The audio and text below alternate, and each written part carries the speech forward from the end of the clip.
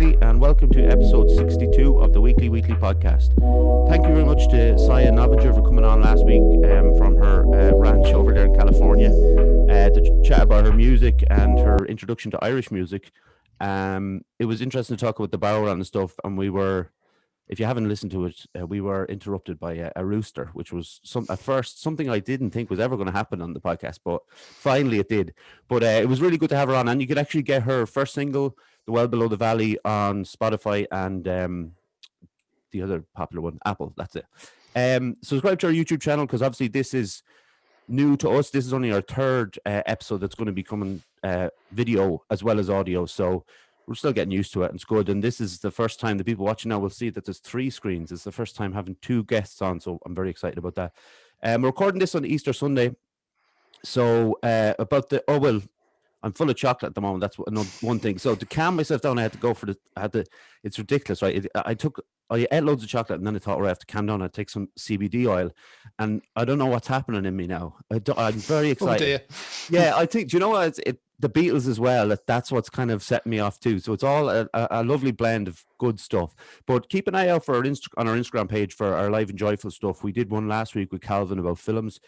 Next week, I don't know what it's going to be about. We'll see what comes up. Anyway, I'm going to introduce you to my guests this week. They are Garry and Paul Abbott.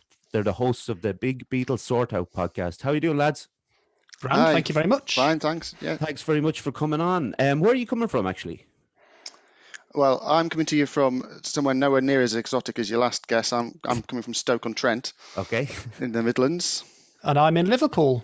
Oh, that's fitting. And that'll be the next question, actually. I don't need to ask you that bit.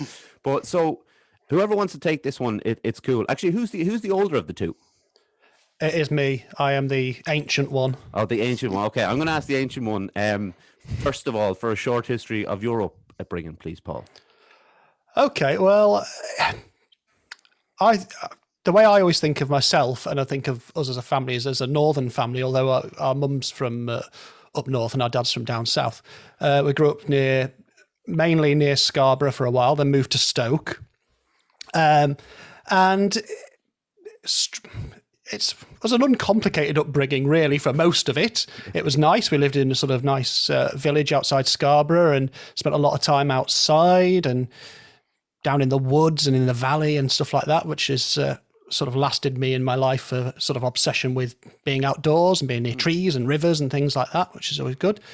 And yeah, both our parents were musicians of some sort. They both played folk music as well. Our mum not as much, but she could and does love music, although she did play a little bit of folk music. And my dad was in a little band. A bit of travelling around due to our parents' job, but not much. Not like your last guest, who I believe was all over the shop. Yeah. We were, Scarborough, Stoke, and a brief sojourn to Cyprus when Garry was a little tiny baby. And yeah, so it was great. And then I moved to Liverpool to do university. And you stayed there, didn't you? Yeah. That's about have you anything to add to that, Garry? No, like Paul says, it kind of where it diverges is he went to university to Liverpool and stayed there. I didn't go to university when I was kind of 17, 18 age. I went when I was in my late 20s, like open university. So I stayed and kind of went to college and worked and moved out and just stayed in the area. So I've just stayed local to Stoke, and I've lived in lots of places around. I've lived in half a dozen or so places, but I've just stayed around Stoke-on-Trent and Staffordshire. But yeah, the big move, the big thing in my mind, thinking about our upbringing, is we had that first patch living in Scarborough and just outside of Scarborough, and then the big move to Stoke-on-Trent was obviously a big part of our upbringing, a big upheaval, but also a big part it was of upheaval, wasn't it? But because we loved where we grew up, outside of Scarborough, a place called East Ayton, and we were of that age where it hadn't worn off yet. So if and I still have friends who stayed there, obviously, and they were there as teenagers, and they all got bored of it. Yeah. The great thing about us moving away was I never got bored of it, so I like to go back and visit, and it's never got any. It's not got any connotations other than a nice upbringing and playing down the valley and going to the seafront and stuff like that. And then I get to Stoke, which is very different from Scarborough. So Okay. I've not been to Stoke or Scarborough. I cannot. I've been to Liverpool once actually, but I haven't been to those places, so I cannot say either way. I know Scarborough has a fair there because of the thing, Well- Everybody knows that. It's Scarborough Fair is obviously the thing that's known internationally for, although it doesn't really exist. It's had, anymore. It had We have fairs in Mr. Scarborough. Marvel's Funland. It had for a while. Had a big water slide. That wasn't what Paul Simon wrote about, though, was it? No, he wasn't writing about the slots like down the front of the 2-penny machines. A different idea. But I'll go to you with this one first, Gary. When did you first become aware of mental health? It's. I guess it links into what we were just talking about. That move, even though I would have been 9, 10, I think. I think I was quite excited about it when we first were talking about it and going to do it, and didn't really think about the impact. And I think when we did move, quite soon afterwards, it kind of hit me like, I don't live there anymore. I'm not going back there. And I think that was probably the first time I remember feeling quite sad.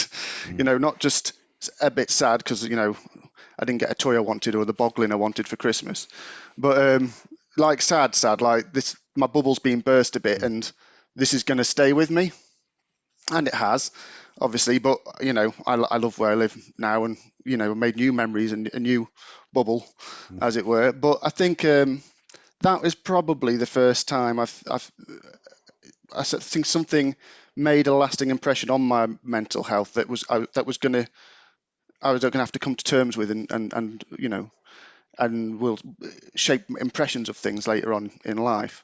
But we didn't have things like counselling. Even though our mum was a mental health social worker, but at the very extreme edge of mental health. So she, dealing with people with quite big issues. She was only training and stuff then, and she wasn't working with children. I don't think schools, maybe nowadays, things like that, they might have been a bit more softly, a bit more counselling. I don't know if they would have thought about that. You were kind of thrown into a new school, new area.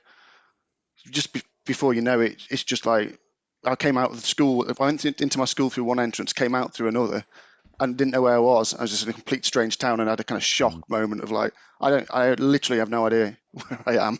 Yeah. And luckily, my nan who was picking us up that day found me.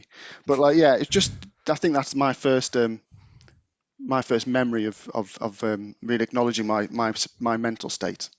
Yeah, it's very unsettling. Like we made a move when I was like 8, from Athlone, where I live, which is in the Midlands, up to Dublin, and it was that similar thing of if you're 8 years of age and you're in primary school and you feel kind of safe and everybody around you, and then all of a sudden it's bang and you're in the middle of something completely different and you have no tools to deal with that shift.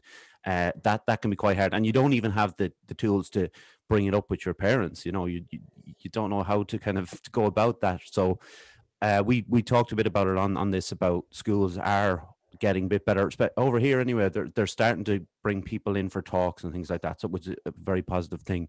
So how about you, Paul? Yeah, I think what Garry says is very interesting. I started secondary school when we had that move, but also because of the way it happened, we had sort of 2 weeks late. I turned up to secondary school, which is a big move anyway, from one level to another. But turning up in a new place and a couple of weeks late to a place where everyone knew each other, always felt a bit on the back foot. But I don't know that I registered quite in the same way. I definitely, what Garry says about his feelings and chimes with me a lot. I found that I started to realise issues about mental health was, and I've never been diagnosed with anxiety. I know lots of people who have anxiety and associated things, but I have anxious moments. And one thing I realised as a teenager was struggling in crowds, but sort of small crowds. And it could be like a party, a group of people and very often it would be triggered if I was, something silly and seemingly quite selfish when you say it out loud, is if you're not getting enough attention, sometimes you get upset. I'm quite shy, but I'm also quite an extrovert as well. I love being on stage, for instance. I quite happily go on stage in front of loads of people, even without much preparation. But in a small setting, in a group setting, at a party and things like that, I can find myself quite lost. And I started to realise that was happening during my teenage years, sixth form particularly. And that's been something I've sort of had to work out over the years as well. That's something that's always sort of, well, played on my mind, I suppose, is exactly the right thing to say about that. It's, yeah. But I think what is interesting, Gary mentioned our mum is a social, or was a social worker, as was our stepdad. And yeah, so we've always known about a lot of stuff to do with the sort of caring profession surrounding particularly mental health by hearing about it a little bit. But yeah, adult mental health that my mum and stepdad used to deal with seemed quite different from that sort of what you might be feeling. And so, but it's always been around. I think perhaps we've been lucky in that we've heard a lot of talk about it, and we've known that this thing exists, and things happen to people, either chronically or out of the blue type thing. So it's interesting. We had a guest maybe 10 or so episodes back, and we talked about she talked about her mom in the same situation, who cared for people in high levels of distress, and she was like you're talking about, where she was kind of obviously not told the really harsh stuff, but told how to look after themselves as they grew up, how to keep an eye out for things, keep check of things. And it's a really, it's something that obviously, 99.9% of us don't get to see, but for the people who do, it's very kind of enriching. Certainly for when I was talking to my guest about it was very enriching for her. And she went on to become a nurse herself because of that, because she saw the positive aspects of being there for people through that kind of thing. So, it's always interesting. That question is always interesting, and I appreciate you both for answering it. We're going to get into the Beatles. The Beatles are a band who have helped a lot through my mental health. I'll be honest, they've always been there since I was, a young teenager. Do you remember the first time? We'll go with you, Paul. Do you remember the first time you heard the Beatles, or the first time they had maybe registered at least? I don't remember the specifics of the first time. I have several inciting incidents that sort of put me on the path. So our parents had a record collection, and it wasn't like they were constantly banging out music all the time when we were hearing it, but some of the things that were in there were some Beatles LPs and some cassettes, particularly. I don't remember when I first really just got into it, but I just remember always being into the Beatles. But there must have been something. This is the 1980s, so a lot of it was buying the strange compilations on cassette or asking for those as presents and those sorts of things. But I will say, one of the things that really totally just set it in stone for me was I was already a sort of fan. I think we had the Complete Beatles on VHS, which is a documentary that was very popular in the 80s and sort of vanished off after they bought all the rights to it and hid it away before the anthology. But we'd had an extension on the house, and I'd had my own bedroom for the first time, and we'd got Walkmans. And I remember the first time I listened to Sgt. Pepper's all the way through, and it was on a cassette, and I was in my new bedroom. I was lying in my bed, and I just sat there and I listened to it. I think probably the first time I listened to an album all the way through on a Walkman, and flipping it over, and side 2 starts pretty weird anyway, and then you get through Day in the Life, and my heart was in my, beating out of my chest with like, what's this? What is going on? And I was lying there stunned as this chord faded away. And then, the inner groove on Sgt. Pepper's, "There Never Could Be Any Other Way," which on an LP, very often, if it doesn't cut off, will go round and round and round. Well, on the tape, it only happened once. Oh. And I was just lying there, still recovering from Sgt. Pepper's and the chord in a day in the life, and then just suddenly "Never Could Be Any Other Way," and the chill that went down me. It was like I'd been communing with ghosts. It was, and I remember that so clearly as such a powerful, physical, what is this? Who made this? Why would you do that? It's just so insane, because probably I was more obsessed with the rock and roll bits and pieces before that. And just to go have that album experience and it to be, well, it's nuts. I remember, I'm sure I've heard Beatles songs before, but my memory is when I was I think I was around 12, and we were in my grandaunt's house, and they had one of those. It was kind of, This would have been, I think, 94, around 94, 95. So there was the new kind of thing was to have the stereo and the speakers in every room, and then you could knock them off as you go. They all went out with my mom and my grand and all, and myself and my two brothers were left there, and my brother went off on his own, and then out of nowhere, the opening of Octopus's Garden came on, and it was like we didn't know what was happening because we didn't know that this was a thing in the house. It just and it caught us by surprise. It was the Blue, the Blue compilation, the 67, 70 kind of one. So that was my first. What about yourself, Garry?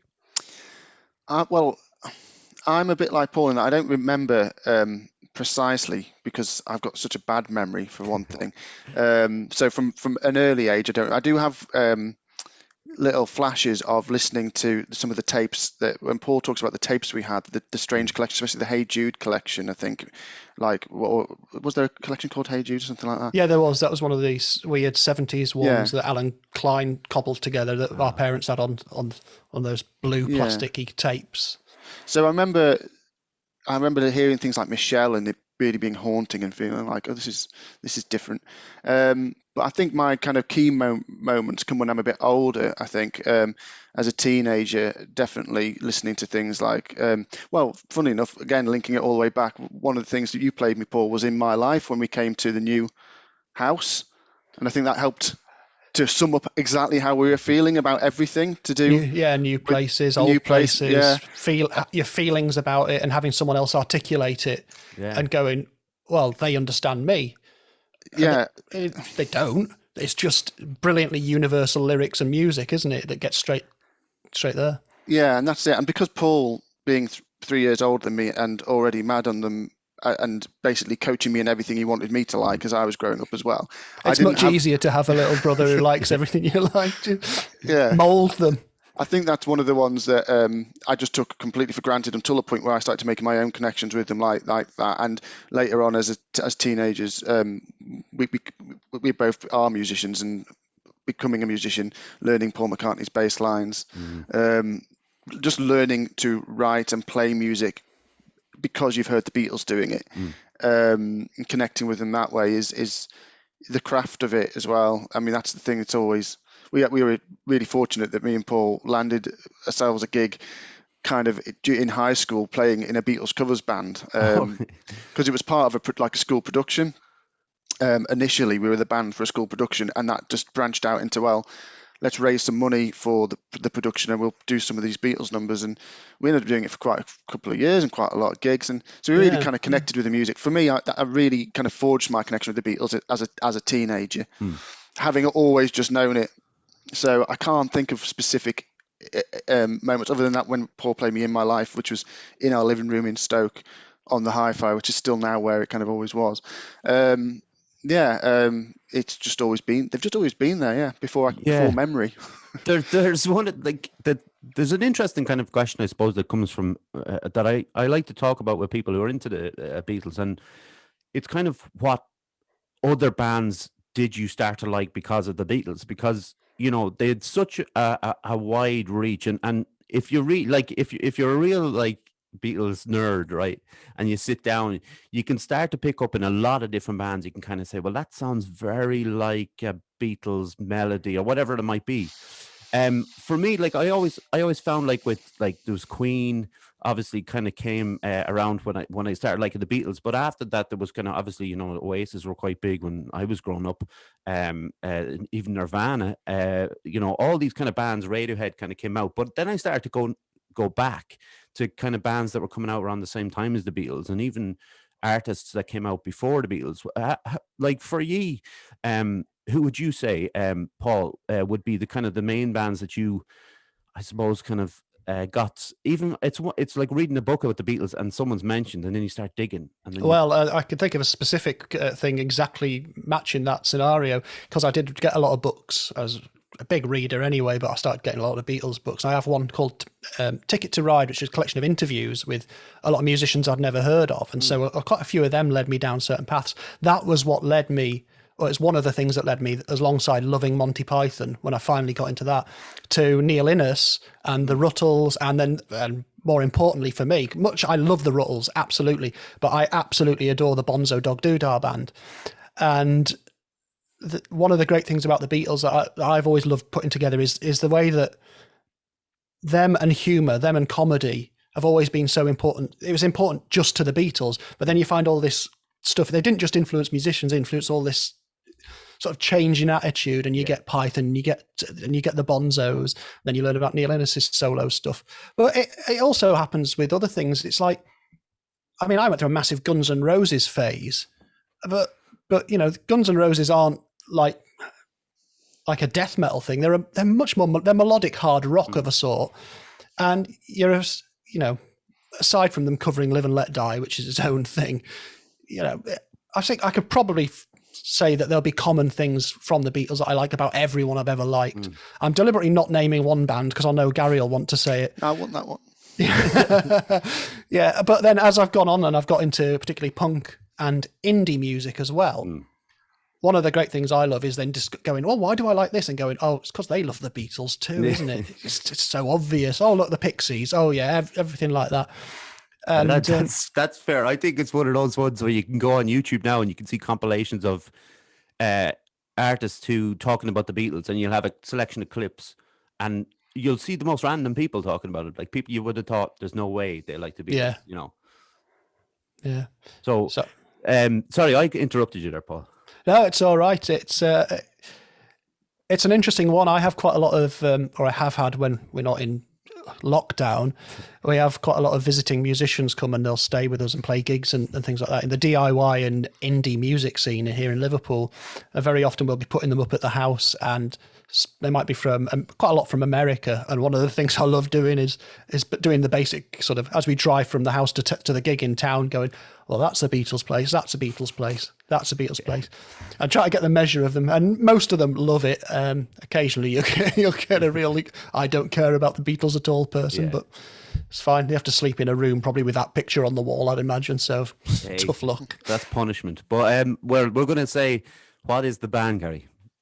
Okay, yeah. Well, with that kind of being brought up with the Beatles, there was a real kind of fallow patch in music for me as I was kind of becoming a young teenager, and nothing in the charts or anything.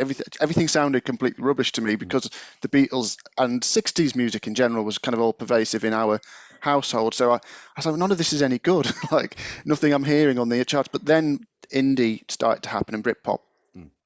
Like you say, the Oasis and Pulp, and specifically for me, Blur, who at first I hated. First ever song I heard was Girls and Boys, and we heard it when we were on holiday in Cyprus, and heard it over and over again through fuzzy radio in cafes. Oh, it was everywhere. It was like, everywhere. What is this song? All I could hear was Girls, Boys. I know I couldn't make anything out.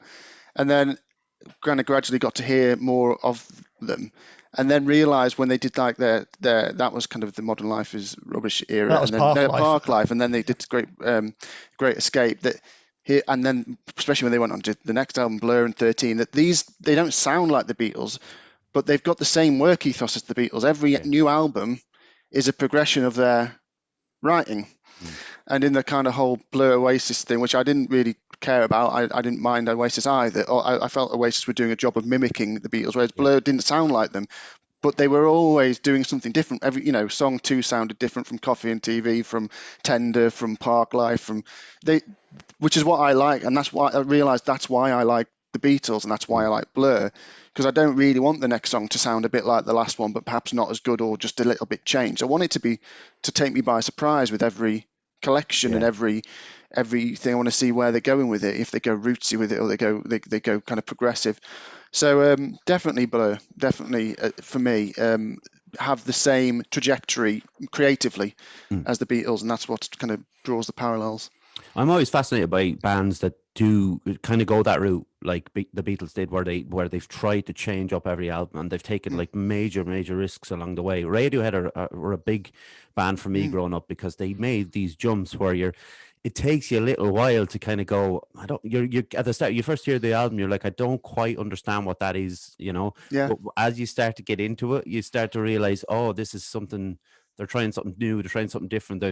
they're taking like guitar lessons in the like between albums and stuff, and it's kind of, you know, it's the constant progression to get better. And yeah, happy to say Blur were the first band I saw live, actually. Oh, super. Yeah, I was 14. I remember going to see them up in Dublin, and they were amazing. It was during the Great Escape tour, actually, and it was, Yeah, I saw them on that tour. It's the first time I saw them live in Birmingham, in fact, here. So I never got to see them live, but I did get to see the Gorillaz live, and I think a lot of it. I mean, they're all great, but well, I say that Damon and Graham, especially, but like Damon, I think was the one he's continued to design himself with everything he does, really, and you know, the Gorillaz was a great next step from Blur to kind of keep on. Now, how can I mix loads of different things and collaborate? So yeah, I got to see the Gorillaz live, so that was. Yeah, the closest I got. I saw the Gorillaz live, and then you know, the two of the lads from the Clash were there and playing, and I was kind of like, you know, because obviously I didn't get to see the Clash, like, but I got to see Mick Jones and Paul Simonon, I think it was, on the bass. So yeah, that was quite. We're kind of going off subject, but I do like going off subjects at times in this podcast. I have been known to do it. I'll just read out this ad, lads, and we'll get back to it. So the last two times I read this out, I made an absolute mess of it. So I'm going to try and get this right. Keeps it interesting, though. So, Fusion Training Centre, Monksland, Athlone. A place to train in Brazilian Jiu-Jitsu, kickboxing, martial arts and CrossFit. A great atmosphere with experienced coaches and a real sense of community. If you want to join the team, find us on Facebook at Fusion Training Centre or drop in for a chat. Fusion Training Centre, train like a warrior. Obviously still closed at the moment, but there is a bit of a rumor going around that maybe 3 weeks there'll be some outdoor training. So hopefully we won't be doing jiu-jitsu on the tarmac, but we can do some CrossFit or something. Maybe some kickboxing pads and things like that. But anyway, let's get back into it. So lads, what was the genesis of the podcast? Whose idea was it initially? It was my idea. So Paul already did a few podcasts, and I had guested on a couple of episodes on his. Paul already has a podcast about Ed McBain, which I'm sure he'll tell you about, so I won't go into that, and also one called The Head Ballet about novelty music.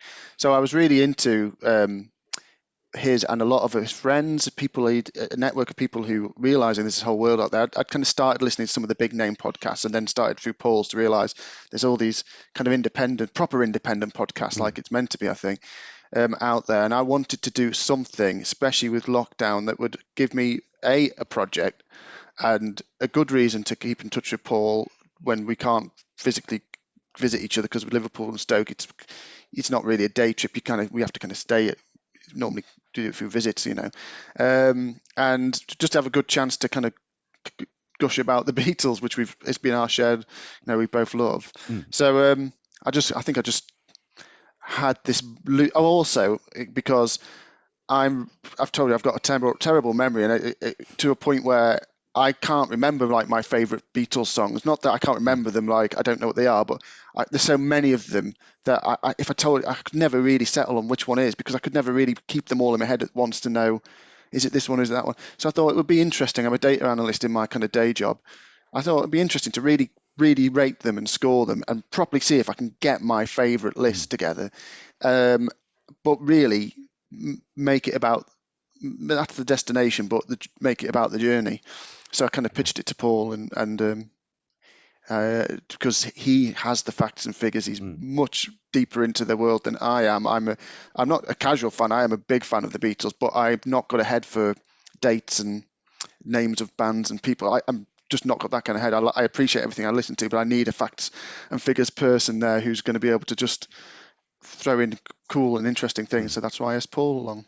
Yeah, I thought it was funny though, but when I listened to your podcast and you said that Paul was the resident expert on it, and then you were coming out with stuff, and I was going, hang on here, he's a bit of a bluffer coming. This guy knows more than he's letting on. I guess I've probably picked up a few things along the way over the years. I don't know, because it's hard to. I just take it for granted what I know about the Beatles. I guess.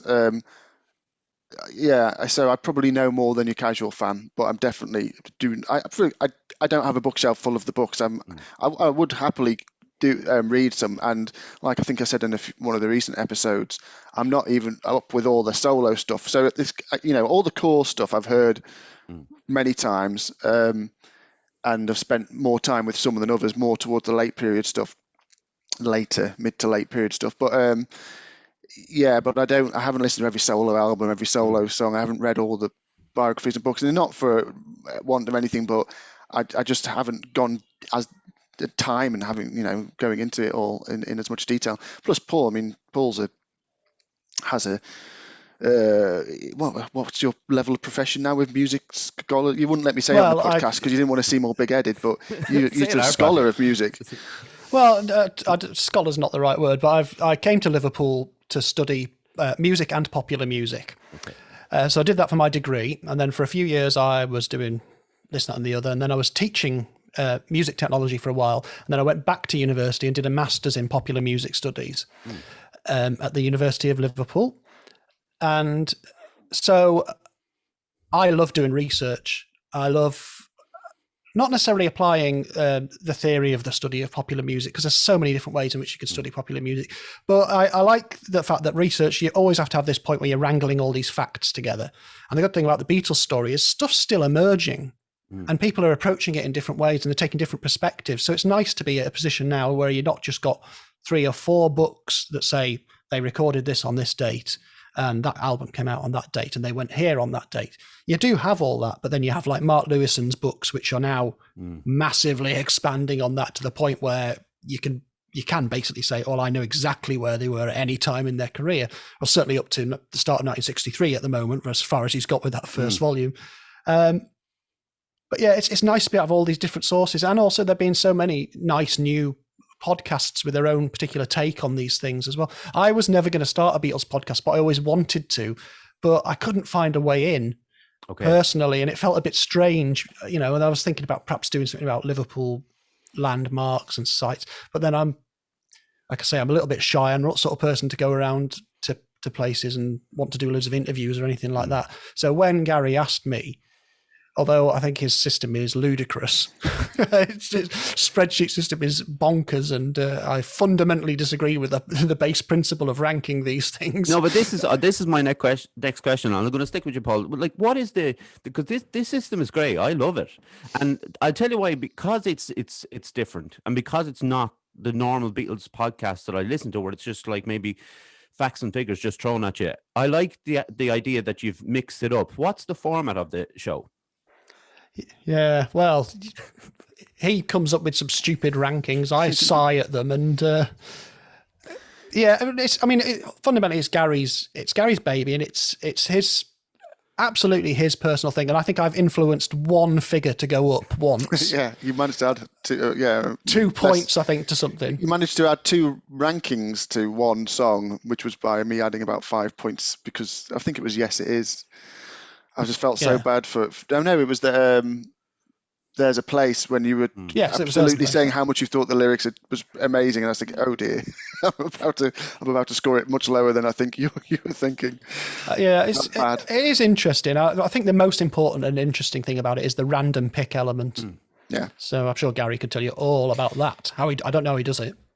Well, I mean, it's boring technically. All I did at the very beginning of at the outset of the show, because we decided it was going to be about 5 random songs, 5 songs an episode, but in a random order, so that we didn't get stuck in a rut of we've got to get because I've always had a preference towards the kind of later stuff. I didn't want to find myself kind of wading through the early stuff and being a bit like, okay. Yeah. I wanted to really kind of like hear it. Each song that came out kind of with fresh ears, and I thought the best way to do that was not to kind of put them in the order you're expecting and to see what comes out next, and strip it of its context, so you try and focus in on the song itself, because fair enough, an album track might kind of seem great in context of like a good side of an album, but on its own it begs a bit more kind of discussion. So I basically just took a list of the core songs and included the 2 kind of singles that were put out kind of in the 90s with Free as a Bird and Real Love, and basically did a random ranking order in Excel using a formula, and then hid that sheet from myself, and every episode I do a copy of that sheet and just unfilter the next 5 in the list. So me and Paul, every time we finish recording an episode, and after we've pressed the stop button, we get a little exciting moment where I go and unfilter the next 5, and we see what we're going to talk about. Yeah, it's my favourite bit. I suggested putting it into the podcast, but Paul and all the audience who I asked on Twitter said no, we want it to be a surprise. But I thought, this bit's I think that was exciting. the nice reaction to people who have said, "Oh, we don't want to know." And I think you come up with these silly titles where you merge all the names together for each episode, and some people don't even like that because they don't want to know at all what the next one is, and that's quite nice that people are invested in the system at least. I like obviously I wasn't in from the start, so now I listened to the latest 2 episodes, and now I've gone back to the start. So obviously at the end, I know of the episodes you name what's in the top 10.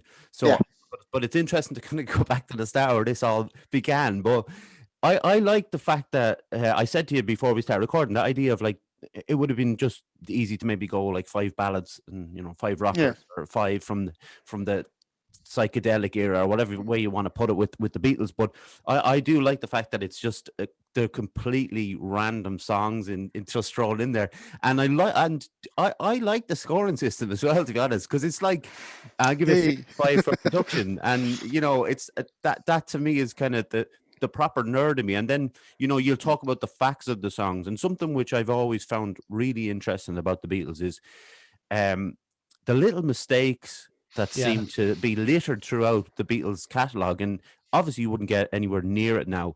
And I don't know enough about the bands at the time, like even bands like the Stones or anything, if they did leave in mistakes like that. But the Beatles seem to have left in an awful lot of mistakes. Do you think that adds to the kind of appeal of it, like, because the fans love that kind of stuff? Oh yeah, totally. And obviously the extreme version of that is you end up with over-interpretation of it, and you end up with Paul is dead rumors, all that sort of stuff. What I like is because obviously one of the things you can do, go on YouTube, listen to the isolated tracks of a song, for instance, particularly once they get onto 4-track, and people have bootlegged them and whatever. But I like that you can sort of see the working. And that even though you can see the working, you still have a magical result at the end of it, even if you're thinking, well, he's actually out of tune there. Or you can hear Ringo's squeaky bass drum pedal, which is my favourite one.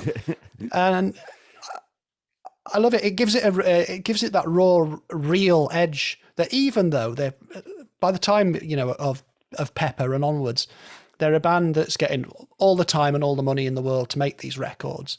They've still only got the technology that exists in the 1960s to try and realize all these ideas out their head. And they haven't got the patience of saints either. They might do some songs where they'll do quite a lot of takes, but actually a lot of the time they do actually have to meet a deadline. Ultimately, they get something new, they're excited and they try to get it down, and it means they'll do it and they'll go, well, that's the one. And it's because it's feel rather than accuracy or whatever.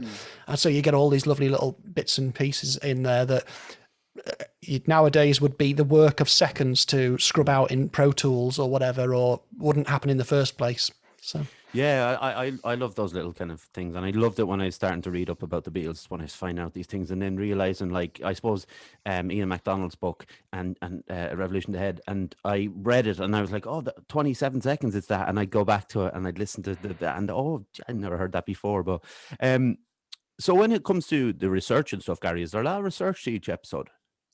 Well, I mean, that's more Paul's side. So what I do is listen to each track probably 2 or 3 times because of just time putting it together, and do kind of notes, so I can do the music score, production score, lyric score. Now, from my point of view, I try and do.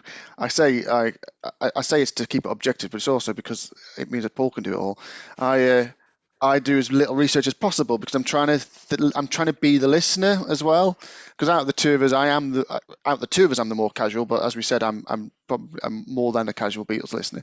So I'm trying to think, well, do I need to, if I go and research these lyrics and find out Mr. Mustard, for example, did exist and he was a person, does that affect my appreciation of it? Because at the time, people listening to the Beatles weren't thinking people are going to know. I know they released sleeve notes and things, but they didn't go into that kind of detail. They weren't expecting people with the weight of history behind them to be listening to these things with all that knowledge.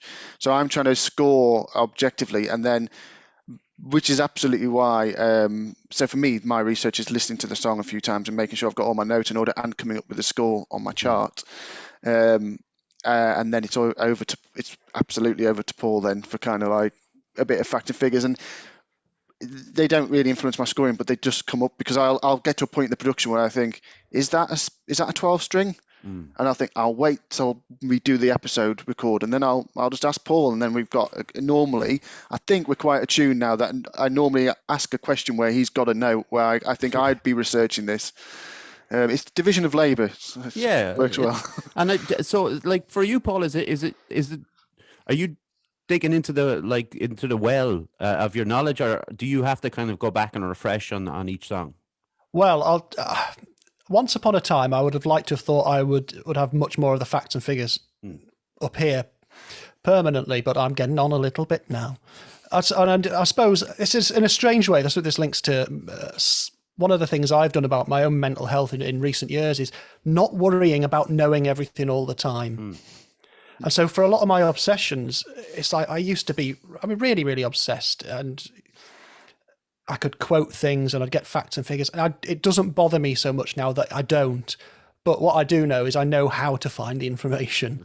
So I've given myself a sort of mental release from a lot of the pressure of, I don't want to be on Mastermind doing the Beatles. You know, once upon a time, it was like, yeah, I could do this. I could go on and do anything. And of course I couldn't have really, but it's nice not to have that stress. So I've got other podcast research to fill up my brain alongside the Beatles. But I know where the books are, and I know, and like I say, because of my research background in popular music, I'm quite good at synthesizing the information into useful stuff quite quickly. Yeah, because if you really went down the rabbit hole of each song, you can find out so much stuff, and then you realize it's supposed to be just one episode we're doing, not like 5 episodes on the 5 songs or whatever. So I just, like I said, I love the format. I think it's great. And I was for the last episode I listened to, like finding out stuff is always like exciting for me, because I'm like I like to think of myself, I know a good bit about the Beatles, I've read a lot and listened to a lot. But there's nothing like finding out new things, like about anything, but especially about something that you're really passionate about. I do love that, So you're going to love this next bit, Garry, because you already said about favorite songs and stuff. But so I'm gonna do this a favor for you, okay? I'm gonna go to Paul first. Okay. So you can just think about what you've listened to recently. It doesn't, and it's one of those things, like my favorite Beatles song has always been the same, but I think the ones around underneath that have always kind of floated around a bit, they're interchangeable. So for you, Paul, what would be we'll say your maybe top 3 at the moment? Well, it goes against everything I moan about on the podcast to actually name them, but it's always been in my life, has always been in there, and partly because of, as Garry says, it meant a lot at a significant time for us, but also because it's an incredibly mature, clever, it's beautiful song. So that's always been in there. So I'll have In My Life at the moment. Oh, goodness me. I'd like to say that is written down in front of me as in my 3. So In My Life, check. Yeah. You already mentioned my favorite, by the way. My favorite song of all is A Day in the Life. Because it was like you, that moment, the first time I heard it, and it was just, I could not understand how all of that stuff was in one song, Yes, absolutely. And it was just the best of the 2 songwriters, the 2 main songwriters, the orchestral bits, in the middle and at the end, even that 9-time played E chord on the pianos, like all of that stuff, just so I couldn't get how 5 minutes of music could be that good. So that has always been my top one. Yeah, I think for how I'm feeling at the moment, I'll go for In My Life, Strawberry Fields Forever, which always strikes me every time I think about it as just such a ludicrous step for them to have taken, as like one of the first things they record for Pepper. Not like partway through they go, oh, we're doing all this insane magical stuff, let's do this. It's like, no, you've just finished touring and you're still essentially just playing rock and roll songs, and then you have a little think about doing stuff, go off and do a couple of projects, so you come back with Strawberry Fields Forever. It's insane.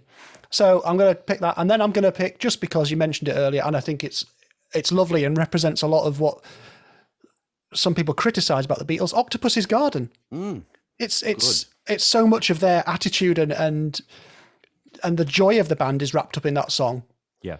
And they do get critics saying, "Oh, why did they do Yellow Submarine? Why did they do Octopus's Garden? Those are kids' songs." Yeah, they did kids' songs. They did music hall songs. They did comedy songs. They did all sorts. That's why we like them.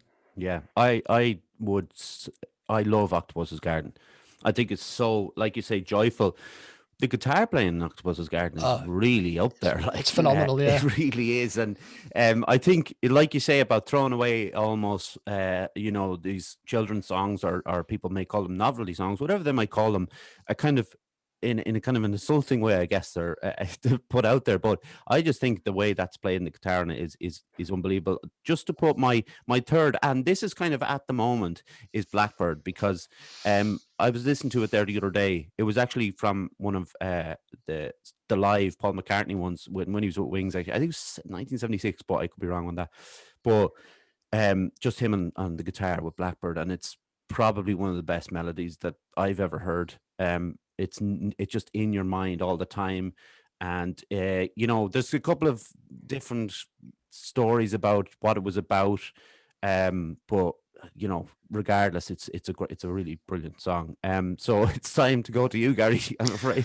Well, so I have to be a bit careful because I don't want to presuppose anything that's going to happen on the podcast and songs that haven't yet come up. I will say that I am expecting, although I wouldn't know until I actually get into the detail of it, but I'm expecting something like A Day in the Life will be very high in the charts. I'll see what happens when I look at it versus everything else I've scored, but it's before this exercise I would have made no secret of telling people that's my absolute favorite.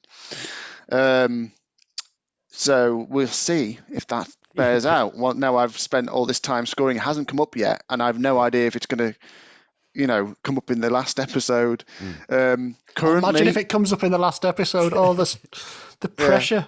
Yeah. Well, how exactly. am I going to get an earlier one to get score high? I know. Well, I'm surprised, Paul, because you've not you didn't say any of your early ones, and I know. Yeah, I'd like to. I really like, just to kind of throw some different ones into the mix, from there, because I get criticised by Paul for the covers, because I don't score the covers as highly. By design, I don't score the lyrics on the covers because it helps keep them at the bottom. I kind of wanted a chart for the originals, but I love You Really Got Hold on Me. I really love it. It's amazing, yeah. It's great. And recently we had Baby It's You, which is kind of, for me, them doing their own version of that kind of thing and doing it really well. But of course, like at the top of this is from the chart as it stands. The very top at the moment is Strawberry Fields Forever, I Am the Walrus, and Lucy in the Sky with Diamonds, because those songs, they're all the psychedelic era stuff, I guess. But for me, it's not that. It's just the way they are working with the studio and with composition and all harmoniously. It's everything is firing on all cylinders when they're doing these songs. It's something like Lucy in the Sky with Diamonds has a really rocky rock and roll chorus, but it has this mad psychedelic journey on either side of it and in between as well. You've got George doing his kind of, his Indian influenced thing. You've got Ringo just being, stone cold brilliant throughout, as he is on everything. And it's, so for me, it's naturally always going to be those kind of ones because they just have so much content in them. Like you say, how did they put that much stuff into 5 minutes of a song? How did that culminate? And just the things that had to go right for that to happen, but not just once, nearly every time. If it was just a podcast of every song, saying the same thing over and over again, it wouldn't make great listening. But that's the thing. Even the kind of throwaway album ones that score quite low, they've all got something. They've got something in them even if they were really rushed to get these songs down, you always get something in them. So also, In My Life hasn't come up yet. I imagine that's going to score high. And things like For No One, beautiful song, and it's not there yet. So I don't. But there's only so many songs in the top 10, so I guess we'll see.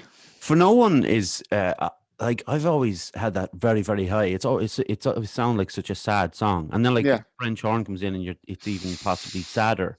And Mm. like another interesting thing about their early stuff, I've always been fascinated by Lennon's voice. Uh, he's people will sing like McCartney does it as well on different cover songs, where McCartney will do the Little Richard thing when he has to, Yeah. but Lennon does on "You Really Got a Hold of Me" and some of the other covers he does where he changes his voice up, but he sounds amazing on it. And Mm. like for people who'll be listening to this who may not know, like he was very, he wasn't big on his voice. He was, he started to double track it then quite early on, didn't he? And he left. Yeah, He yeah. kept double tracking it until his first solo album, pretty much. Um, do you like the early stuff is kind of is always of interest because everybody gets dug into the psychedelic stuff and the stuff after, like going into the White Album, Abbey Road.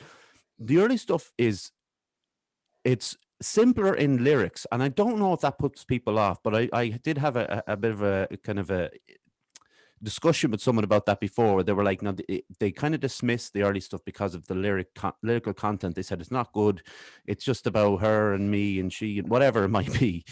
But to me, I couldn't disagree more, because it's not just about the lyrics anyway, for a start, but the sheer like listening to Ringo. I know you mentioned Ringo there a second ago, Gary. Like Ringo is an absolute savage drummer, and he gets so much stick from people who probably haven't listened to enough of him, or have heard someone else say he's poor and he's pretty basic. But when I listen to Ringo's on the early stuff, he is like a heavy metal drummer, the way he plays the drums.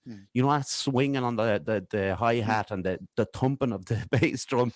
And when you see it live and the drums are just like shaking, what do you think then? Because we've talked a bit about, I suppose, the later stuff, and Gary's brought us back to the early stuff. What do you think of the early stuff? Do you think it still stands the test of time? Oh, I love it. I really, really love it. I'm a big fan of rock and roll, and a lot of the people that influenced them. Which again, the Beatles turned me onto them, onto Chuck Berry and Little Richard and all that sort of stuff. And one of the joys of like when Live at the BBC came out, it was so full of so many of those songs that hadn't appeared anywhere else on Beatles albums, and then going back and finding even more of their influences. So I'm a big fan of the 50s music, and I love the way they take it and they interpret it, and they put out this. Mersey sound's a funny thing. It's a term that doesn't really need to exist, but it helps us to sort of say that there was a certain place in the country where there's loads of bands doing this sort of stuff, hard rocking against each other, and Ringo's in one of them, the Beatles are another, and eventually they get together and they've got all the right pieces and they're playing all these covers. And I don't think it matters that a lot of those early lyrics in their own original compositions are essentially work song lyrics. They had to write these songs, but they wanted to be songwriters. Lennon and McCartney knew what they were doing. They weren't saying, let's get together and write songs that change people's minds and feelings. Not at that point. What they were saying is, we're going to write some songs like people do, because they've found out you can make money from writing songs, and people are starting to say, these are yours. This isn't a Chuck Berry cover. Well, this is good. Keep doing that. And what's in the charts? Every song is about boy loves girl, girl leaves boy, boy leaves girl, da da da da da da da. They're going to write those sorts of lyrics, but very quickly they start to twist that and subvert it and things like that. Which is why I was so arguing with you, Gary, about There's a Place. Yeah. Which is just ludicrously mature for the band at the period that they were doing it. And it's very easy to forget how young they were when they were doing all that stuff.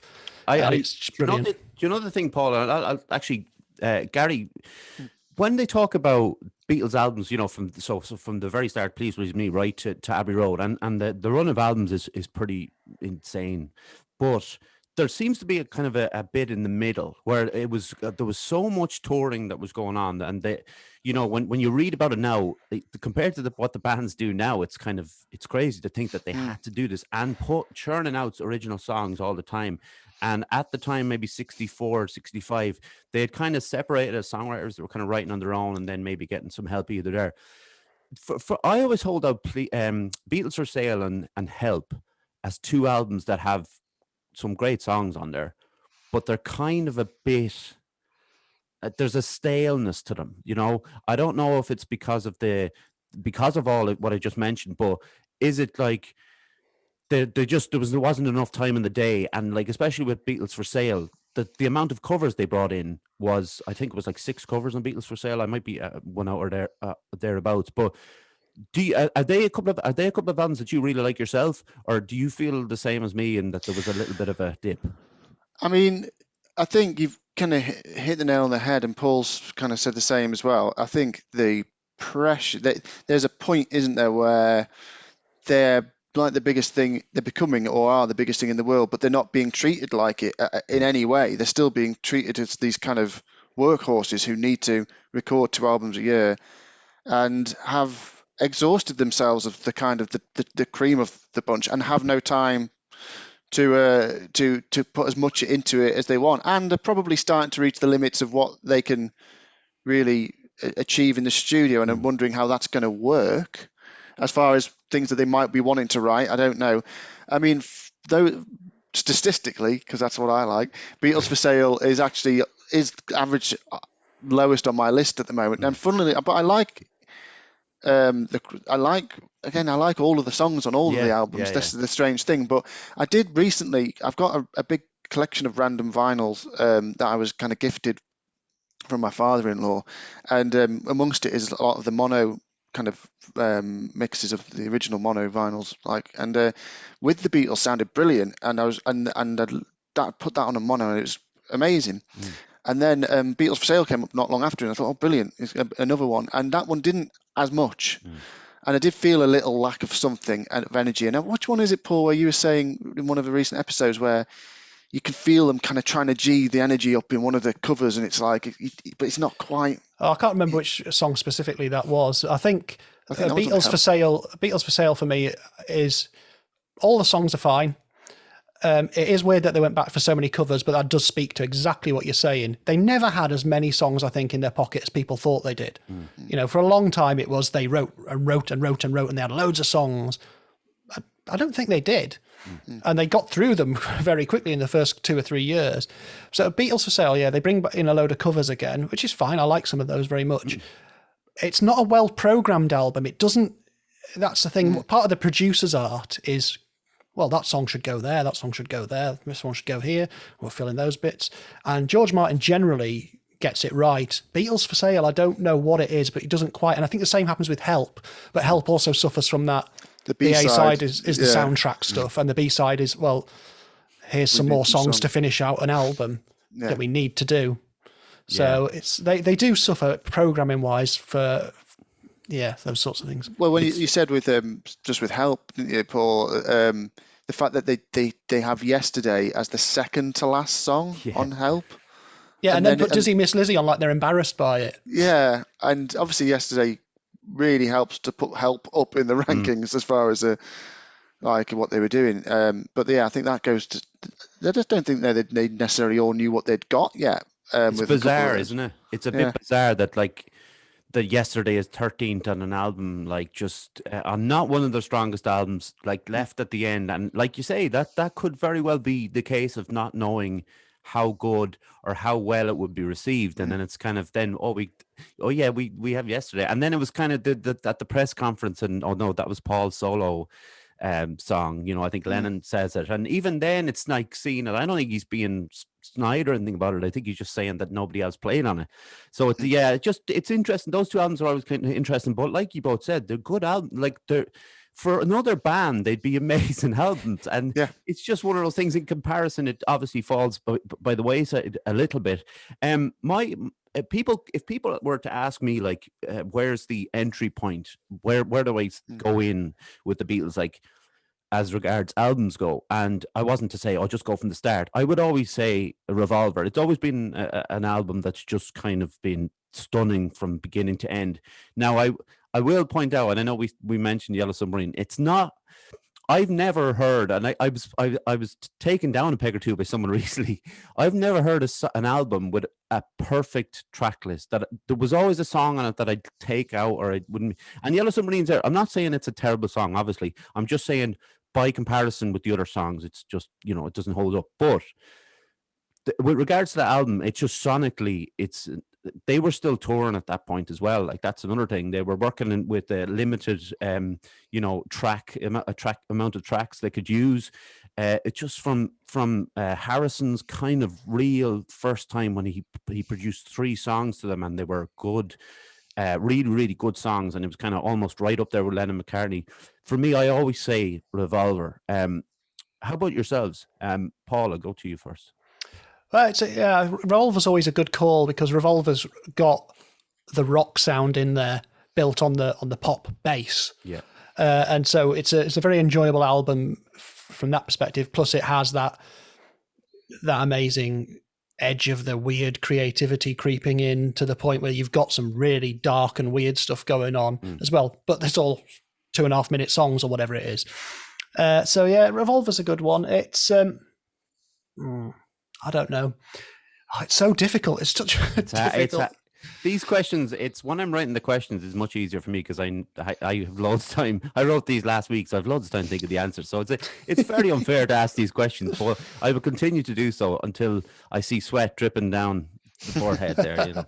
Yeah. How about you, Garry? Have you got one off the top of your head? I would perhaps just go in with Sgt. Pepper because I think it's actually a really accessible album. I think what part of its kind of a beauty is that it's not high concept. Actually, it's just really well produced and has a bit of a through line. If anything, it's got a bookend with the reprise and stuff. And the way that Billy, I was going to call it Billy Shears, and Help from My Friends comes out of Sgt. Pepper's, has a feel like it's going to be that kind of thing where it goes one song to, but it doesn't actually. In the end, it's just a great collection of songs with quite down to earth lyrics for a lot of it, but you've also got like some of your mad psychedelic stuff, so you can really get a flavour of everything. But then also, see, I'm already unraveling myself because I'm also thinking the White Album because of just the sheer volume that you're going to hear. You're going to hear everything from Birthday and like just rocking on Helter Skelter to Cry Baby Cry and Piggies and everything in between. It's got like it's just them absolutely outpouring everything that they could do. But not necessarily in the most accessible way. So maybe Sgt. Pepper's. Yeah, I've gone back again. Sgt. Pepper's. It's odd, isn't it? Because if you know who you're talking to, there's usually something you can say, isn't there? It's like, you would like this. So one thing, I've got a real soft spot for Rubber Soul because it's so folky. And I mentioned as growing up, our parents are musicians and they were folk musicians. They love folk music and folk rock as well, like that. And so I've got a real soft spot for Rubber Soul, showing the folksy side of the Beatles. Because for me, the Beatles are a pop rock band with folk sensibilities, not blues sensibilities. That was the Stones. The Stones had blues all sewn up. The Beatles, when they try and do blues, don't get it right very often. If you listen to the 12-bar instrumental that turns up on the anthology, that's not their forte. There's a reason they didn't release that. They're not a blues jam band. They can be bluesy. I like their folksy stuff. So you can say to someone, "Oh, you like folk music? Well, why don't you try Rubber Soul as your way in?" And if you like rocking guitars, then you'll want something. Well, maybe even something like the Yellow Submarine soundtrack. It's got that sort of thing. Yeah. That's an interesting one, Rubber Soul. That's probably a really good entry point for people to see how strong the songwriting is around a kind of acoustic setting, and that kind of dope smoking lyrics that they were writing at the time is kind of that's actually a really good one, Rubber Soul. But it's the saying that like another one, like you might, like you say, it depends on the person. You might throw Abbey Road in there, but then the last 9 tracks, people are going, what's going on with the end of Abbey Road? So it's a weird one. There's another one. I'm interested. I'm not going to go too into depth with the solo stuff because it's a different thing. But I'm interested in the first leap off point after the end of the Beatles. So each one releases their first solo record to varying success, and I think they're actually all stand up as good albums. I think Lennon's is great because it's a stripped back Lennon that he's not as worried about his vocals. He's doing the primal scream therapy, things like that. But Harrison's solo album in particular, All Things Must Pass, is just this like sprawling, brilliant album of songs that he clearly had stored up. And we mentioned about you can go into YouTube now and listen to them playing a couple of songs that I know Not Guilty was on one of the Anthology 3, but like, How good was George Harrison as a songwriter? Because everybody sees the Lennon and McCartney, and then George is a bit down here. But how good do you rate him? Because we talked about Ringo as a drummer. What about George as a songwriter?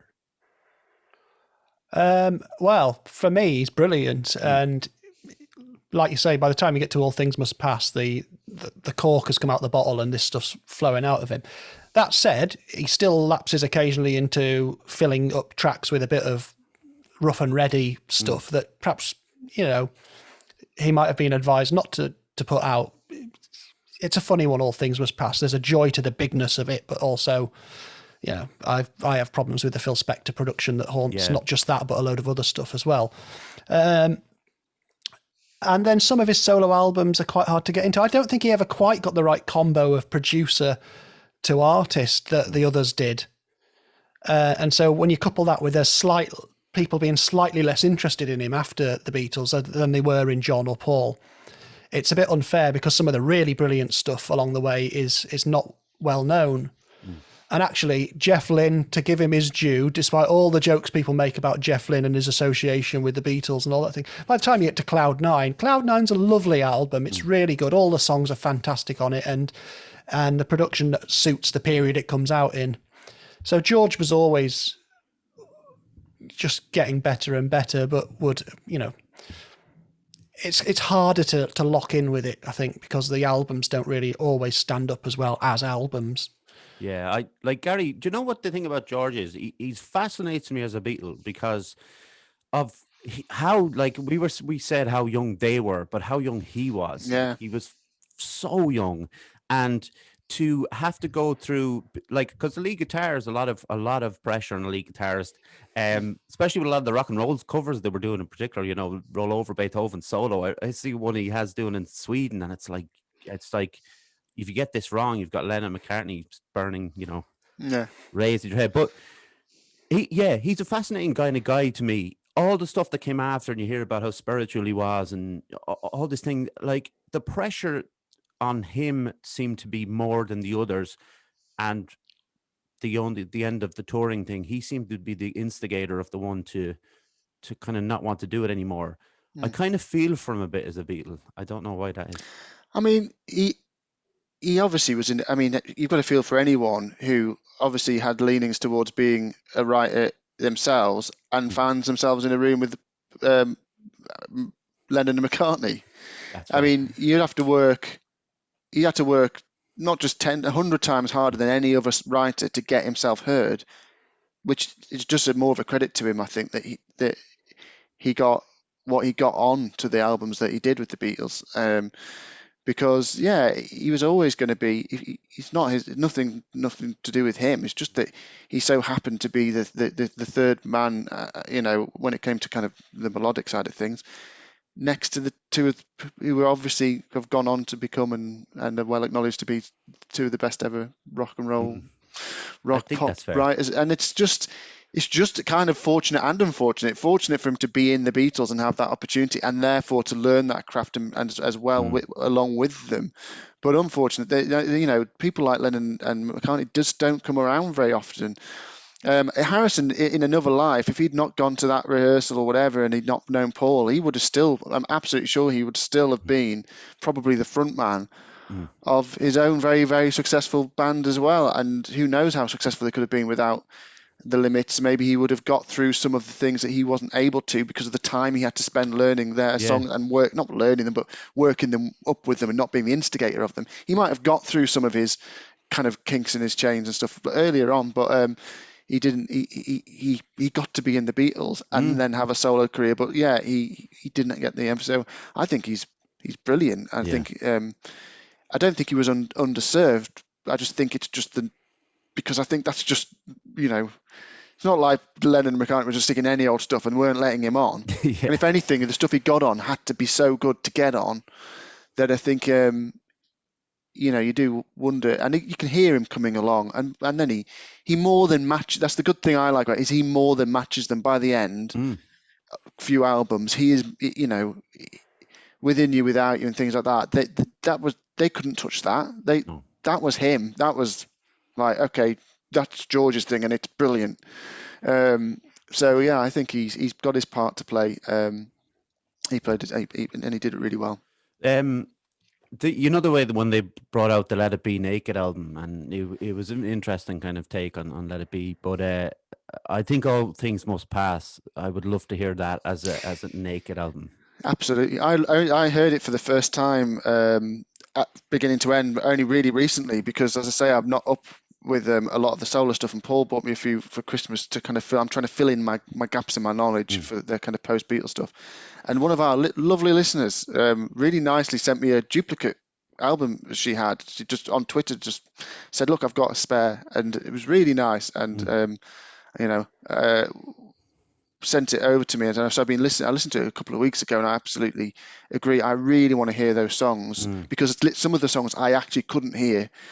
I mean, I was listening in the car doing the school run, so like that doesn't help. But there was just so much Spectre reverb on it. I was like, "There's a song in there somewhere." But every time I hear there's someone hits a snare drum, that's it for the next 30 seconds, because all I can hear is it echoing and bouncing around, and there's some horns that sound like they're 10 miles away. Yeah. And I think there's some amazing stuff in there, and I hope that the new issue that's coming out is stripping some. And I'm not sure, because I kind of glanced at the sleeve notes. I think he even says that there was a bit of thing in the sleeve note. I think it was George's own thing, because it was about how he wished there wasn't as much kind of reverb on it or something. Does that make sense? He did acknowledge it. It's they were in the thrall of Phil Spector altogether, and it's, I think, funnily enough, McCartney breaks away from it completely, and so does Ringo, and so John sort of falls back with Phil Spector, and that rock and roll album that John does is like, well, I understand why he's done it, but the Spector production on that's not great for these gnarly rock and roll songs, but I don't know. All Things Must Pass is interesting. There's a lot in it, and I look forward to the new version coming out and seeing whether they've been successful in managing all the elements of it. It's whether they had the. I guess it comes down to what survives and how well it was catalogued and things. Because obviously, if it comes to post fading up loads of reverb over stuff, and they can just do mixes with a lot of that down, I think some songs will really emerge from within that. Some of them, just have a bit, are just too soupy. They're just too much. Like just general audio stuff going on, you can't really grasp onto it. And I mean, I'm not a big fan of the way it finishes out. I mean, I don't know if it's because the issue I've got like some bonus tracks, but it just seems to finish out on 15 minutes of rock and roll. Which to me, I could have taken a leave of that really. It's interesting for a bit, but I think that's more good if you're there, kind of thing. Yeah, probably. Yeah, if you're in the band, it's good. If you're playing. Do you mentioned Cry Baby Cry, and I just wanted to say how happy I was for now how high you have it ranked, because I've always loved that song, and it gets a bit of stick, and it got a bit of stick recently when the reissue of the White Album came out, and I was kind of thinking, I don't get the criticism. I genuinely think, as a production value and the lyrics and the music, I do think it's an absolutely top quality song. Yeah, I've got it. It's in the top 10 as it stands. Yeah. I've not heard any. I'm quite. I haven't got my ear to the kind of. I'm in the wrong circles. That's what's the problem. What's criticism of people leveled at it then? What's the? Just that it's the typical throwaway. Now, a lot of people, well, not a lot of people, but some people mentioned that about the White Album, that it could be cut to a single. Even George Martin said it, and I get, look, it's the bloody Beatles White Album. That's right, yeah, that's the bloody. And look, for me, we all only heard the double album. It's not been a single or a single album. So, but one or two of them maybe. But I honestly I think it's as a whole, it's just a top quality. It's to give it to someone as their first listen as the Beatles. I think it'd be an interesting, a response that you'd get back. But it's not like Revolution 9's at the top end of the album. It's at the end of the album. Yeah, correct. Yeah, that was one of the ones that I probably would have taken out. Well, I wouldn't, because I love it, and it's that was one of my things that sort of helped me realise that, because I like classical music as well. I did obviously studied music, but yet Revolution 9, that's a nice way into the avant-garde music scene and electronic music scene and all the tape-based and radiophonic stuff as well. So I'm a massive fan of Revolution 9 and have been since hearing it the first time. And I remember getting my first 4-track tape machine, which I think I got for doing well in my GCSEs. Yeah, it must have been GCSEs. And also then just getting loads of, in fact, I'll tell you what it was. Mum used to have a load of cassette tapes of sound effects of like seasides, and it was used for people with dementia. She'd go and do these sessions, and you'd play it and you'd use it for reminiscence. And I used to get these tapes and make my own sound collages across my 4-track cassette using these sound effects tapes. That's because of Revolution 9. I've always loved electronic music, and it was nice discovering it wasn't just the Beatles being completely bonkers. It's in a tradition. It's in a tradition of electronic music. Yeah. It's a strange. Like, I mean, it's the strangest Beatles song out there. I think that's fair. But that's absolutely. I can understand that. I can understand that people, like, at the time it must have been very off-putting for the Beatle fan who would not have been into that kind of style of music or the new avant-garde movement. But yeah, it's always, maybe I just haven't given it a chance, because I do tend to just skip it. And even if I'm listening on vinyl, I will just pop over just jump over that 9 minutes. So Paul, why did you decide to do a novelty song podcast? Well, it's because I was looking for a sort of project to do. I've got an ongoing project. Can't even speak anymore. I've got an ongoing podcast project called Hark the 87th Precinct podcast, which is all about Ed McBain's 87th Precinct books. That's got a finite life to it because there's only 55 books. I've been doing that for years with some friends, and I was looking for another project to do, and I wanted it to be music, and I wanted it to have some opportunity to look at weird stuff, something a bit different. And I've used the word novelty, which I think is both a good and a bad thing, because obviously it conjures up a lot of images for people straight away of, I don't know, Bob the Builder and Mr. Blobby and all that sort of stuff. But if you think about the word itself, it was an opportunity for people to say, well, I like this, but it's different. Let's chat about this. It's different and it's weird. And people have picked up some strange and obscure things I would never have thought of. And there's been one or two quite high profile, sort of higher profile ones that people have brought along. But generally speaking, people have made amazing decisions about what they want to bring along. And it's great to sort of go, well, why do you like this? It's where so many people wouldn't, and hear the justifications and looking at the forces behind people doing stuff. And then you end up chatting about people like Frank Sidebottom, who are so much more than just a papier-mâché head. They're an art project in themselves. And then I've just released a new one today with someone talking about Sue Wilkinson, who had one hit in 1980, and it's like nothing I've ever heard. But it was in the charts, and she was on top of the pops, and no one will know who this person is, save for a handful of people who might have watched the repeats in recent years if she was on it. And so I love it. I love it for doing that sort of thing. And also, as the title Head Ballet comes from a Bonzo's song, so it's I should have some Bonzo's content coming up soon as well, which I'm really looking forward to. I've always loved, and there is a Beatles connection here. I've always loved Lily the Pink. I've always loved that song, and it's just one of those. There's a show over here called Reeling in the Years, and they started like from 1962 right up to kind of, I think it's 2010, but it's just one of those like compilation shows about what happened in the year 1962.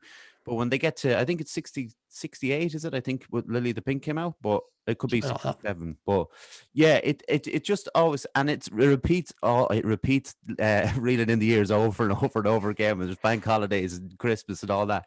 And yeah, I always love it because it shows the video of the three lads, and obviously Mike McCartney's in there with them, and I just always like the song. I just think it's always a very it's great. Yeah, it's a real cheery kind of lovely melody as well in it. But yeah, it runs in the family, that I suppose. But so Gary, what do you like to do in your spare time, if you have any spare time? I do have to add that in at the end. Well, so when I'm not doing the Beatles podcast, I'm mainly at the moment doing my own music project. I am in the process of releasing singles of a band project I have called Bag Ratty Bro, which is pop punk stuff. So that's out now, and I'm kind of doing that. But I'm also I record a lot of music. So I'm also thinking about the next project, as always. So I do a lot of music recording, writing, and recording. And I have in the past, but for a while, I'm a author as well. Oh. But I've got a little girl who's just turning 4 this month, so I haven't written anything for the last couple of years for lack of sleep and time. But before, well, just I've had 3 books kind of self-published, and so one day I'll return to that. So I generally fill most of my time with writing music, writing fiction. What kind of fiction do you like to write? Well, so far it's been science fiction and speculative kind of fiction. So my first book was a collection of short stories, and my second, the last 2 were science fiction, not kind of epic science fiction. Kind of the last one was more kind of Douglas Adams style, slightly near future kind of stuff. Second one was a bit of a space opera, a bit of an experiment for me. So yeah, that kind of thing. Nice. Which is what I did at university, creative writing and philosophy. So at Open University, which kind of got me into the writing. So I did that for a while, kind of self-employed as well, writing scripts and things. So I've always got something I need to be doing, or think I've got to be doing, or I want to do. But I haven't done any writing for a while because the time you need, a lot of time, and I only get these slots of time, which is why it's great to do the podcast. And with music, I can get a 3.5 minute song recorded in a few hours in the studio. But with a book, it's years. It's years of writing. So I'm always talking about with the guests to come on, the importance of creativity as a tool for mental health and a way to get away from, like, when I was at my very, very lowest, I couldn't create at all, and it was very, very difficult. And then with help of medication, with help of therapy, I got to a kind of point where I was able to start like thinking about writing some songs or short stories, and like writing short stories. And I think when I got to a point with the medication, I was almost like I was on 6 different types of medication, because it's bipolar 2 and it's anxiety. So it's there's a mixture of both. And there was one particular medication I started taking that just seemed to just wipe any creativity. It just made it all, like a writer's block. It was pretty much like that constantly. When we managed to get that back out, it opened up again, and I was able to start. And even just doing this podcast, because we started it a month before lockdown, and we were having guests over, but obviously that went out the window. But to be fair, it's opened it up to this, being able to message people from outside, and Zoom has helped with that. But that whole thing of creativity helping mental health is massive kind of thing, to get absolutely. out of yourself, basically. Yeah, I mean it's good and bad for that. I mean, one thing I found recently with the music releases that I have to kind of keep myself in check, getting disappointed when things don't get listened to straight away, and it's hard to get things going, and trying to really kind of focus on why I'm doing it and what I enjoy from it. It's I recently read a good thing, because I'm getting bombarded by music publishing companies wanting me to pay them to help promote my stuff. One of them, I just had an article on Twitter about music and mental health. It was one of the publishing ones called Sync Our Music, SYNCR, and they're one of these ones where you can put it up for synchronization stuff like TV and film. But they just put an article out there about try and keep yourself in check. Be careful. You are going to get a lot of rejections, and the writing's the same. And and so it's important. I don't think I could not do it, but I'm careful. I'm trying to be careful because it can really get me low as well. I'd be lower without it, but it can get me low because if I could. I was saying to my wife today, if I could just literally record something and write something for my own sake and my own sake only, I'd be much happier. But I still always feel like I've got to come on, someone read it, listen to it, tell me what I think. It's finding the balance, and it's something you mentioned earlier, Paul, as well. It's that, like, I was certainly I've been diagnosed as OCD now. Thankfully, it's been managed to be contained. And it's not that it doesn't affect my life too much anymore, especially not in the negative sense. I mean, sometimes it's actually quite a good thing for me to be on schedule and knowing that I'm going to get this recorded now on this. But the thing which you were saying earlier on, Paul, about like overthinking things and thinking you need to know everything, you need to have your, even like you're talking about the Beatles, or if you're talking about anything in life in general, like I do jujitsu, I'm only doing it 2 or 3 years, and I'm thinking I'm going up against black belts, thinking I need to perform against them. Like I just need to survive, But it's that whole thing of like thinking you need to know everything, and like the OCD kind of goes in with that. And it is. It's hard, Gary, to kind of get the right balance of it, like, and that's kind of, and we talk about exercising, and there's so many different things that we've talked about. But yeah, it's just interesting talking to you lads. And I know, Paul, you're obviously a musician as well. Are you? Obviously, you're not performing at the moment, but were you performing before? Yes, I've got a band called Good Grief, which I'm very pleased to see my brother is wearing the most recent T-shirt nice. of, which gets him extra points. But yeah, we've obviously not performed for quite a while. We've got an album waiting to come out, which I'll organise which record labels are going to work with us for that, because it's all DIY and indie stuff, and that takes a long time because they can't leap straight to pressing plants and book them up, because they tend to be the great thing about lots of vinyl records coming out now is that all the record pressing plants are full all the time and you can't ever get anything done. But yeah, so we're waiting on the new album coming out there, and that's my big usual creative outlet. But yeah, like it's one of those things, I'm quite capable of being very lazy, but then I'm also very capable of being really annoyed with myself for being lazy. But I tell you what, I really am looking forward to getting back playing again. I worry about losing that sort of muscle memory of doing it, and can't wait for that to keep brilliant. kick back in. We want to, we're all waiting. We're a bit behind you now, to be honest. Ireland's a bit behind England at the moment, way behind the vaccines, a little bit behind in our plan to move out of it, the lockdown, but we're tipping along, we're getting there, it just takes time. But listen, lads, it's been absolutely brilliant having you on, and a genuine pleasure to talk with two fellow fans about the Beatles. I've loved every minute of it. Well, it's been brilliant. Thank you very much for having me on.